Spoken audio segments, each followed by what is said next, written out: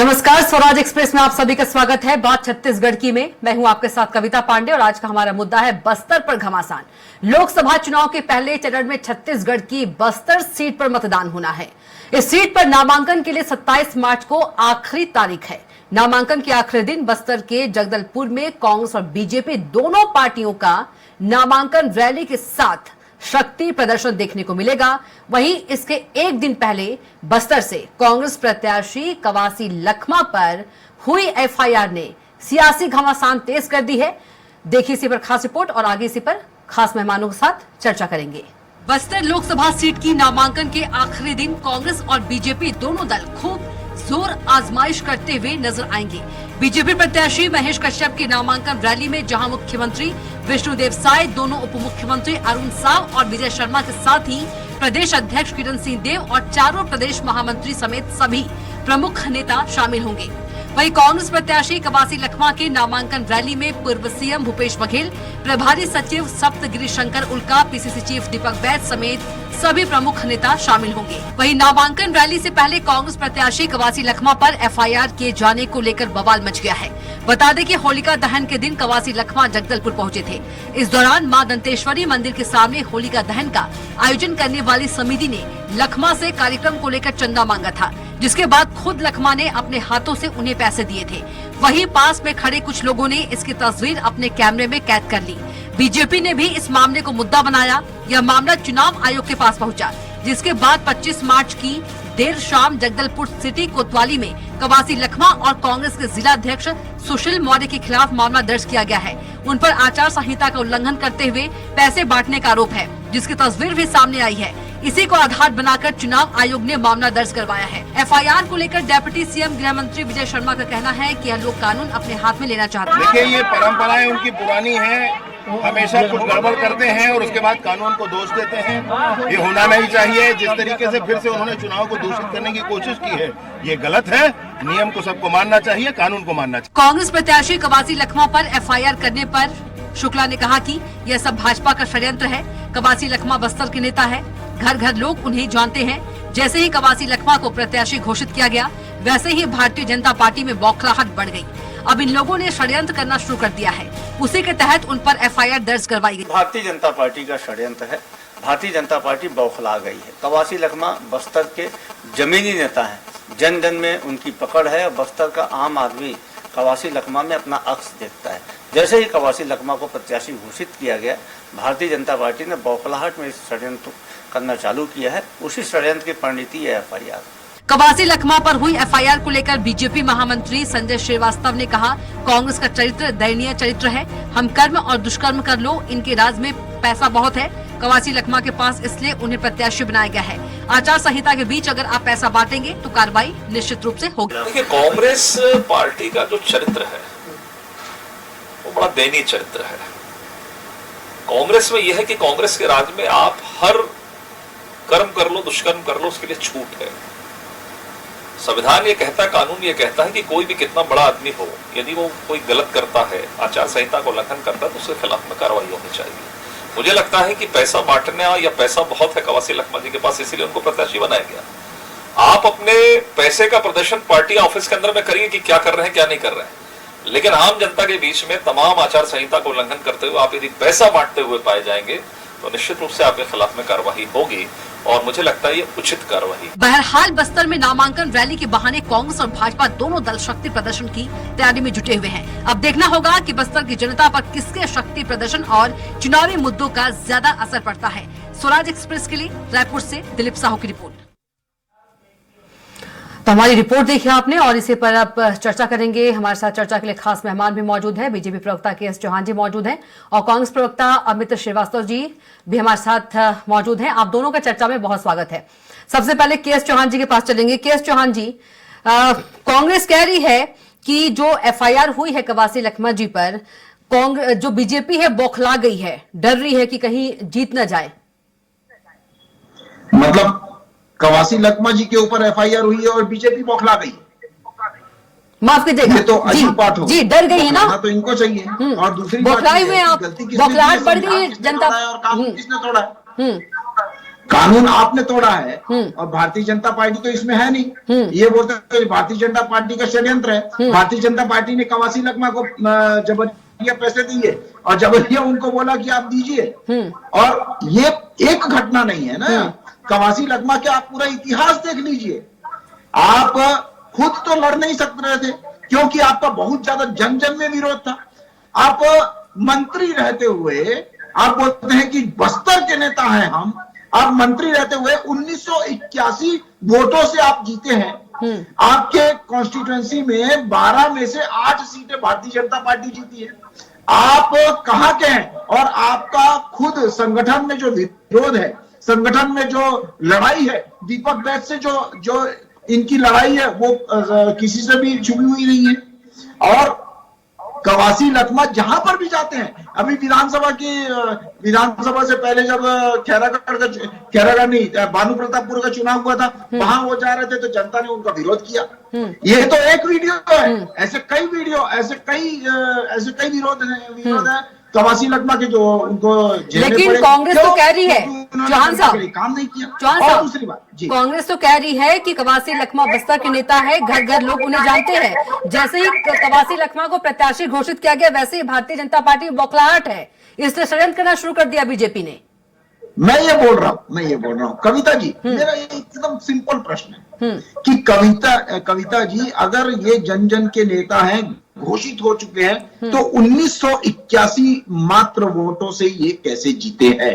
दूसरी बात मैं ये बोलना चाह रहा हूं कि जो हरीश लखमा है वो उनको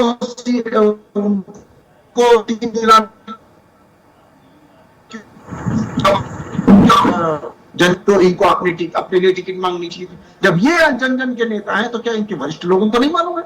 उन लोगों को इतना समय क्यों लग गया टिकट फाइनल करने में? क्यों?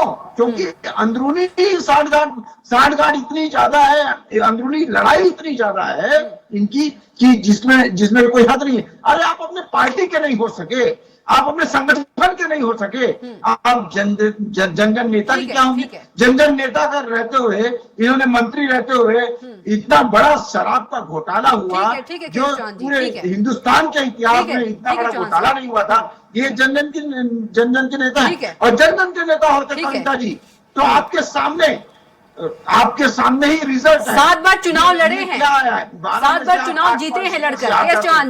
केएस चौहान जी 7 बार चुनाव लड़े हैं कवासी लखमा जी। ठीक है, अमित जी के पास चलेंगे। अमित जी, चंदा कवासी लखमा, पैसे जो है कवासी लखमा दे रहे हैं और षड्यंत्र बीजेपी कर रही है, ये कैसा आरोप? देखिए, लगातार आपको मैं बता दूं कि देश में और जहां पर भी भाजपा की सरकार रहती है, कविता की वहां पर पॉलिटिक्स ऑफ हरेसमेंट चालू हो जाता है, जन की राजनीति चलने चालू हो जाती है। और जिस प्रकार से मैंने कहा ना कि बीजेपी के लोग पूरी तरीके से घबराए हैं जब से कवासी लखमा जी का नाम आया है, बस्तर का बेटा है वो, और जिस प्रकार से वो लोकप्रिय है, जन नेता तो वहां का माना जाता है, और वहां पर जब से उनका नाम आया है बीजेपी पूरी तरीके से निराशा से गिर गई है, हताशा में चले गई है। और अटकी भटकी लटकी बीजेपी बस्तर में पूरी तरीके से पता है कि आने वाले समय में हम मुंह की खाने जा रहे हैं, और निश्चित तौर पे यही उनकी पीड़ा वेदना और तकलीफ है। और रही बात आपने पूछा कि बीजेपी को तकलीफ क्यों, तो मैंने कहा ना कि देश में जिस प्रकार से डेमोक्रेसी बोलते ना, मर्डर ऑफ डेमोक्रेसी चल रही है, लोकतंत्र को कलंकित करने का काम किया जा रहा है कि जो भी लोकप्रिय नेता है उनको कैसे भी अपनी पार्टी में लाओ, उनको बदनाम करो, उनको पर लगाओ। मंदिर के बाहर कोई व्यक्ति जाता है और अगर वहां पर कोई समिति वाला है और वो कहे कि यहाँ पर होलिका दहन हो रही है और उसके लिए चंदा चाहिए, तो क्या उस पे बीजेपी के लोगों को प्रोपेगेंडा करना चाहिए? नहीं करना। अच्छा अमित जी, मेरा सवाल आपसे ये है कि क्या कवासी लखमा ने आचार संहिता का उल्लंघन किया है, हाँ या नहीं? देखिए, मैं एक चीज बता देता हूँ। Now the matter is between Kawasi Lakhma ji and election commission. Matter of subsidies हो गया है, और जिस प्रकार से FIR किया गया है, मुझे लगता है कि इसमें बहुत ज्यादा हमें कुछ कहना नहीं चाहिए। अब जो भी फैसला होगा वो कोर्ट करेगा। नहीं, आचार संहिता का उल्लंघन हुआ है कि नहीं, मेरा सवाल ये है, क्योंकि FIR तो इसीलिए हुआ है। आचार संहिता का उल्लंघन किया गया है कि नहीं? हालांकि अभी नामांकन नहीं भरा है, लेकिन प्रत्याशी घोषित कर दिया है कांग्रेस ने, तो आचार संहिता का उल्लंघन है कि नहीं? यही बीजेपी कह रही है कि आचार संहिता का उल्लंघन कांग्रेस प्रत्याशी करे और षड्यंत्र जो है बीजेपी रच रही है। अभी केएस चौहान साहब ने भी कहा। कविता ये जी आप थोड़ा बहुत समझ बड़ी नहीं आ रहा है। पत्रकार है, कविता जी आप बहुत बड़ी पत्रकार है, और FIR होना, मैं आपको बता दूं, दोष सिद्ध होना नहीं हो जाता। ऐसे बहुत से केसेस बाद में क्रैश हो जाते हैं, और ऐसा लॉयर मैं आपको बता रहा हूँ कि FIR होना दोष सिद्धि नहीं मानी जाती जब तक वो सिद्ध नहीं हो जाता कि वो अपराधी है, उसने अपराध किया है। तो अपराध बोध में आने की आवश्यकता हमें नहीं है। नहीं, मेरा आपसे सीधा सवाल है कि क्या आचार संहिता का उल्लंघन है, हाँ या नहीं? देखिए, मैं आपको वही चीज कह रहा हूँ कि अब मुझे कंटेंट पे जाना पड़ेगा कि वहां पर क्या परिस्थिति स्थिति आई। जैसा आपके अभी चैनल पे ही दिखाया जा रहा था और हमारे नेताओं से बात हो रही थी, तो वहां की समिति वालों ने उनसे जब जा रहे थे वो मंदिर के दर्शन पे, तो उन्होंने चंदा मांगा था। आने के बाद उन्होंने अगर उसे चंदा दिया है और क्या सोच के इलेक्शन कमीशन दायर होकर वहां पर FIR किया है मुझे नहीं पता, लेकिन हमने देखा है, मैंने जैसा कहा ना कि देश में प्रतिशोध और उत्पीड़न की राजनीति चल रही है और पॉलिटिक्स ऑफ हेरेसमेंट चल रहा है, तो हम अपना पक्ष रखेंगे इलेक्शन कमीशन के सामने और कोर्ट के सामने और बताएंगे कि वो स्थिति परिस्थिति क्या थी। ठीक है, केएस चौहान जी स्थिति परिस्थिति की बात कर रहे हैं अमित जी। कविता जी, सबसे पहले मैं अपने काबिल दोस्त जो एडवोकेट भी हैं और मैं भी एडवोकेट हूं, ये बोले कि अपराध सिद्ध नहीं होता है, तो मैं ये भी बोलना चाहता हूं कि FIR क्या ऐसे ही हो जाएगी? आप मेरे ऊपर 152 लगा के देखिए, 151 लगा के देखिए, मेरे ऊपर कोई भी FIR लगा देंगे, कोई भी कंप्लेन हो जाएगी। जब मैं उस चीज में पाया जाऊंगा, आपने 5 बार पूछा कविता जी, 5 बार कि क्या ये आचार संहिता का उल्लंघन है या नहीं है, और प्रथम दृष्टिया से क्या पाया जाता है? तो प्रथम दृष्टिया से जो पाया जाता है वो तो यही पाया जाता है कि आपने कानून का उल्लंघन किया हुआ है प्रत्याशी बनने के बाद। तो ये सिद्ध है कि नहीं है वो बात अलग है कि कोर्ट में केस चलेगा, लेकिन FIR भी एक सम्मानित जनप्रतिनिधि के ऊपर ऐसे ही नहीं लगाई जा सकती, या एक सामान्य आदमी के ऊपर भी नहीं लगाई जा सकती। और ये पहली बार ऐसा नहीं है। और उसके बाद आज दूसरा बम और उनके ऊपर फूटा हुआ है। ये बोलते हैं कि जन जन के नेता हैं। अरे आप अपने कार्यकर्ताओं के नेता नहीं है। एक जनप्रतिनिधि ने, आपकी कांग्रेस के नेता ने इनके ऊपर आरोप लगाया, इनको बोला है कि इनको टिकट नहीं देनी चाहिए, विरोध किया है, और आप जन जन के नेता, विरोध कहाँ नहीं हो रहा है? इतनी धज्जियां तो पूर्व किसी भी CM की नहीं उड़ी थी जो अभी भूपेश बघेल की उड़ रही है, जिसको ये लेके कल नामांकन के लिए जा रहे हैं। किसको लेके जा रहे हैं? जिसके फॉलोअर्स नहीं है, जो पीछे चल रहा है। इतनी धज्जियां उड़ी हैं, आज तक इतनी पूर्व CM की धज्जियां कभी नहीं उड़ी थी। और जो अपने ही क्षेत्र में लड़ नहीं सकता है, उठ के दूसरे क्षेत्र में जा रहा है लड़ने के लिए, और पूर्व CM होते हुए वो 18,000 से जीतता है। ये लखमा जी मंत्री होते हुए 1891 वोटों से जीतते हैं। वो जीत नहीं होती है कविता जी। इसका मतलब ये होता है कि आप चौहान साहब एक वोट से भी जीते जीत होती है। चौहान साहब एक वोट से भी जीते जीत होती है। जनता का सम्मान रखना चाहिए। एक वोट से भी क्यों ना जीते, जीत होती है। ठीक है, अमित जी कुछ कहना चाह रहे हैं। अमित जी जी, मेरा उत्तर स्वतः ही आपने दे दिया। जीत होती है, चाहे वो 1 वोट से रहे, चाहे वो 1 लाख वोट से रहे, जीत होती है। और लगातार अभी वो कह रहे थे चौहान साहब, मुझे लगता है कि बहुत ही मेरे दोस्त काबिल है, लेकिन आज पता नहीं वो डिरेल कैसे हो रहे हैं। कोई व्यक्ति अगर लोकप्रिय नहीं हुआ कविता जी, तो इतने बार चुनाव जीत जाएगा। और अगर कवासी लखमा जी का नाम आने के बाद बीजेपी इतना मुद्दाहीन क्यों लग रही है बस्तर में, क्यों इतना अनंत आरोप लगा रही है बीजेपी, क्यों इतना परेशान है? तो यही तो पूछना चाहता हूँ। अगर आपको लगता है कि वो जनप्रिय नहीं है, अगर और कवासी लखमा जी जनप्रिय नहीं है, तो आप परेशान मत होइए, घर बैठ जाइए जाके बढ़िया से। लेकिन आपकी पीड़ा यही है कि जब से उनका नाम आया है, लगा रही है उनके ऊपर बीजेपी आरोप नहीं लगा रही है।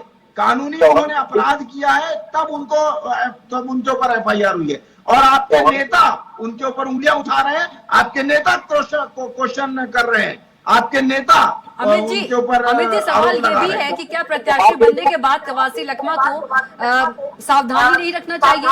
क्या आचार संहिता का पालन नहीं करना चाहिए? ये सब का ध्यान रखना चाहिए था? कविता जी मैं जवाब दे दूं? जी दे दीजिए। केएस चौहान साहब प्लीज सुन लीजिएगा जी। देखिए, लगातार मैं बहुत ही धैर्य पूर्वक चौहान जी की बात सुन रहा था, और चौहान जी से भी यही उम्मीद रखता हूँ कि कम से कम जब मेरी टर्न आए तो वो रोका टोकी उससे ना करे। बिल्कुल चौहान साहब, लगातार मैं यही चीज कहना चाहता हूँ कि अभी उन्होंने कहा कि लोकप्रिय नहीं है, लोकप्रिय नहीं है तो इतने बार चुनाव जनता उनको जिताती क्या? मैंने कहा ना कि जिस प्रकार से आप मेरे काबिल मित्र डिरेल हो गए, वो कह रहे हैं उनकी जीत नहीं है, और एक अभी उन्होंने कहा कि पूर्व मुख्यमंत्री जी क्यों क्षेत्र छोड़ के चले गए। अब भाजपा वाले डिसाइड करेंगे कि हमारे नेता को कहां से लड़ना है, हमारे पार्टी का कौन सा कार्यकर्ता कहां लड़ेगा। बड़ी विचित्र स्थिति है। और कहते हैं ना कि हम वहां भी भरेंगे तो ये करेंगे बदनाम, और एकत्र भी करेंगे तो उसकी चर्चाएं नहीं चाहती। इनके यहाँ जो नेता दुरुस्त से कोरबा जाए तो ठीक है, प्रधानमंत्री जी गुजरात से वाराणसी आ जाए तो ठीक है, अगर हमारे नेता बाजू के जिले में चले जाते तो बिल्कुल, ये तो पार्टी का आपसी मामला है कि किसको कहां से टिकट मिले दे। बिल्कुल बिल्कुल, मैं वही चीज कविता जी कह रहा हूँ कि बीजेपी का असली चाल चरित्र और चेहरा जनता समझ चुकी है कि ये अपने समय में कुछ और कहते हैं और हमारे समय में कुछ और कहते हैं। और हम तो कह रहे ना, हमें न्यायालय पे पूर्ण विश्वास है, हमारी न्यायालय पे पूर्ण आस्था है। अब अगर FIR हुई है तो हम कोर्ट में जाके अपने पक्ष को रखेंगे, लेकिन मैं फिर आपको कह दूं कि जिस प्रकार से प्रतिशोध की राजनीति चल रही है, विपक्षी नेताओं के ऊपर इलेक्शन कमीशन पर झूठी शिकायत किया जा रहा है, ये सारी चीजों को हम इनको बेनकाब करेंगे। के चौहान जी, कांग्रेस ये भी कह रही है कि सरकार के इशारे पर जो प्रशासन है वो काम कर रहा है। क्या बोले कविता जी? सरकार के इशारे पर प्रशासन जो है वो काम कर रहा है, कांग्रेस ये आरोप लगा रही है। कार्यपालिका अपना काम कर रही है, विधायिका अपना काम कर रही है और न्यायपालिका अपना काम कर रही है। कार्यपालिका अगर कोई भी गलत काम करती है तो आप न्यायपालिका के पास जाइए, कोर्ट में जाइए और वहां पर सिद्ध करवाइए, और उसके बाद अगर आपको न्याय मिलता है तो बिल्कुल बहुत अच्छी बात है, आपको न्याय मिलना ही चाहिए। और दूसरी बात ये है, ये तो दूध का दूध और पानी का पानी है। हाथ कंगन को आरसी का, पढ़े लिखे को फारसी का, आप सीधा सीधा दिख रहे हैं रिश्वत देते हुए वोट के लिए। आप पहले आपका क्यों नहीं हुआ? बहुत सारी वीडियो ऐसे आपत्तिजनक वीडियो आपके वायरल हुए। और दूसरी बात ये है कि कवासी लखमा जी, पहले भी मैं बोल चुका हूं कि कवासी लखमा जी का खुद के अपने संगठन में ही बहुत ज्यादा विरोध है। इनके जनप्रतिनिधि, इनके नेता अंदर की बात चौहान जी आपको बहुत पता है, अंदर की बात, अंदर खाने की बात आपको पता है। ये अंदर खाने की बात नहीं है कविता जी, अंदर खाने की बात नहीं है। आज इस पर आज लेटर भी लिखा गया है इनके खिलाफ, अच्छा, संगठन को, कि इनकी सीट बदली जाए। जी के चौहान जी क्या बोला, मैं सुन नहीं पाई। मैं बोला कि ये अंदर खाने की बात नहीं है। हाँ। ये स्पष्ट आप उन्होंने बयान दिया है, इन्होंने लेटर भी लिखा हुआ है, इनके जनप्रतिनिधियों ने, इनके नेताओं ने, कांग्रेस के नेताओं ने, कि आप इनको हटाइए, इनकी ये सीट नहीं देनी चाहिए इनको उसका विरोध हो रहा है इनके कार्यकर्ताओं के द्वारा। अमित जी, देखिए कविता जी, हमारे यहाँ तो सबको बोलने का अधिकार है और यही लोकतंत्र की खूबसूरती है। तो अपने हर व्यक्ति को अधिकार भाजपा में तो ये सौभाग्य मेरे पास है कि मैं अपनी पार्टी पे बात कर सकता हूँ, लेकिन मैं सौभाग्यशाली समझता हूँ। लेकिन ये सौभाग्य भाजपा के नेताओं के पास नहीं है, क्योंकि वो दो लोग बैठे हैं, उनसे बहुत डरते हैं। ये बता दीजिए।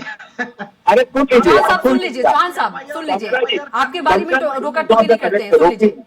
देखिए लगातार आप देखिए कि जिस प्रकार से छत्तीसगढ़ के 9 सांसद जीते थे भाजपा से, और ट्रेन हो गई, ट्रेन कैंसिल हो जाती है, एक जन ने जो उठाया, जाके रेल मंत्री से बात नहीं की, प्रधानमंत्री जी से बात नहीं की, संबंधित व्यक्तियों से बात नहीं करी, क्यों ऐसे निष्क्रिय सांसद छत्तीसगढ़ की जनता जीता है?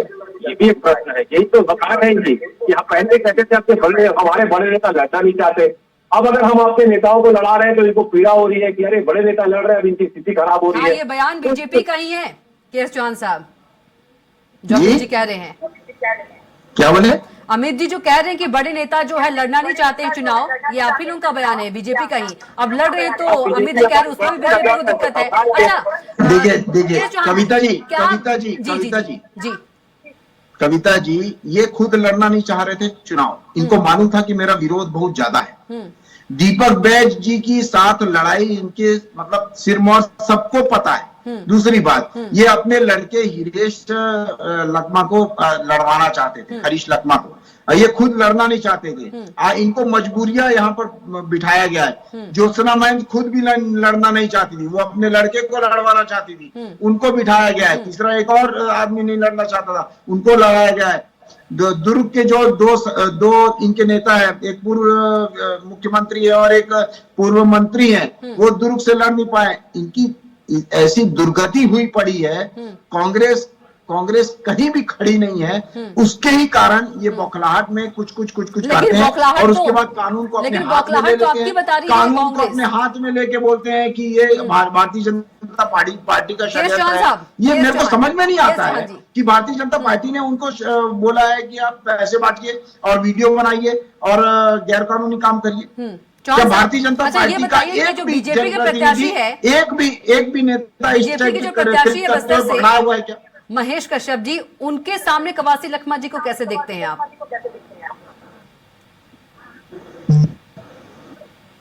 ठक्कर के सामने, सॉरी, ठक्कर जी के सामने, जो बस्तर के आपके प्रत्याशी हैं, उनके सामने कवासी लखमा जी को आप कैसे देखते हैं? क्योंकि कांग्रेस आरोप लगा रही है ना कि जब से विधानसभा में एक विधानसभा में जब आप सिर्फ 1891 वोटों से जीतते हैं मंत्री होते हुए, और वहीं हमारे जो प्रत्याशी हैं वो वहां के जमीनी कार्यकर्ता हैं, वो उसके सामने कवासी लखमा जी कम से कम 4 लाख वोटों की अंतर से हारेंगे, कम से कम 4 लाख वोटों के अंतर से हारेंगे। या आप लिखवा के ले लीजिए, मैं आपके सुप्रसिद्ध चैनल मतलब पे ये चैलेंज। डरी हुई नहीं है, बीजेपी में कोई बौखलाहट नहीं है। अरे बौखलाहट कैसे होगी बीजेपी को? बीजेपी दीपक बैज की जो जीता हुआ सांसद था वो उसको हटा के आपने कवासी लखमा को दे दिया और दोनों की बहुत ज्यादा झगड़ा हुए हैं। वो आप खुद ही सोच सकते हैं कि अंदरूनी इनकी लड़ाई कितनी चरम पे है। अमित जी, संगठन चुनाव लड़ता है, चुनाव नहीं लड़ता कविता जी, 3 चुनाव लड़ती है। जी कविता जी, मैं जवाब देना चाहूंगा। बिल्कुल दीजिए। कविता जी देखिए, सबसे पहले तो मैं भाजपा के अपने मित्र को शुभकामना देना चाहूंगा कि एक अच्छे प्रवक्ता होने के साथ साथ उन्होंने नया काम चालू कर दिया, वो ज्योतिष हो गए। आजकल वो गणना करना चालू कर दिया और 4 लाख मतों की अभी उन्होंने भविष्यवाणी की है। तो मैं उनके नए काम के लिए उन्हें शुभकामना देता हूँ। लेकिन मुझे लगता है कि ईश्वर से मैं प्रार्थना तो जरूर करता कि इनकी दुकान माल बन जाए, लेकिन मुझे लगता है कि चुनाव के बाद ये दुकान जो इन्होंने खोली है शायद बंद हो जाए, क्योंकि जो भविष्यवाणी इन्होंने की है मुझे लगता है वो परफेक्ट नहीं है गणना। और कहते हैं ना कि इनके पांव के नीचे जमीन नहीं, लेकिन कसम खुदा की फिर भी न यकीन नहीं।